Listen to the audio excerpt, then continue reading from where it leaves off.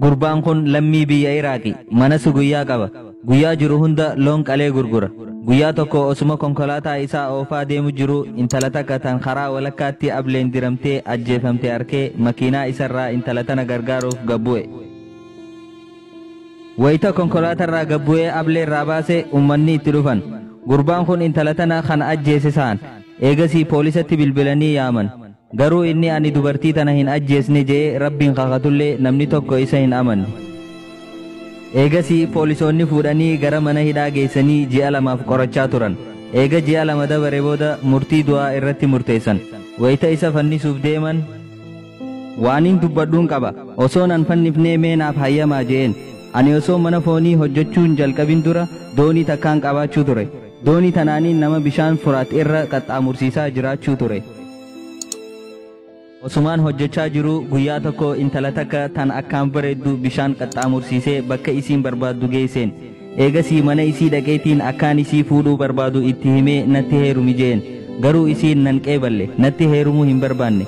Anis Firaahiim biraa deeme. Waggaa lama booda intaltummaan tun ilma isii wajji bishaan qaxxaamuruuf doonii xiyya yaabbatan.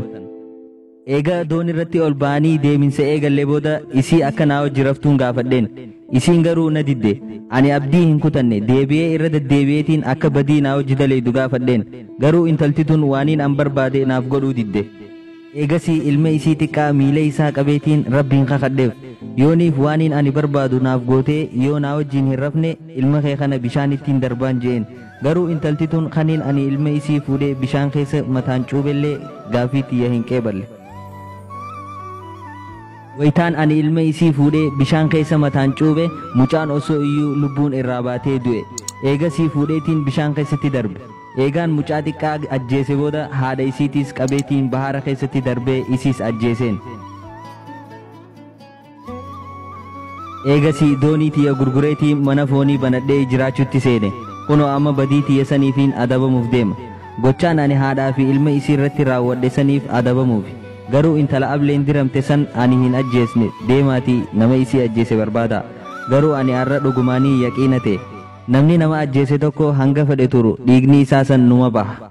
ونضع الموازين القسط ليوم القيامة فلا تظلم نفس شيئا وإن كان مثقال حبة من خردل أتينا بها وكفى بنا حاسبين.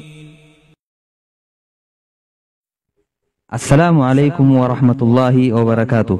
خبجمتوتا داوتوتا چاینال اودا نیشن ویدیو خنرا برنوتا گدا اکفدتن شکین قو ویدیو لی خنا والفکاتن ارکچوف چاینال خینا اودا نیشن یوتیوب رتی سبسکرائب اما گدا اکسما فیسبوک رتی پیجی خینا اودا نیشن لایک نوف گدا اودا نیشن سبسکرائب قفا گدودان نگرگارا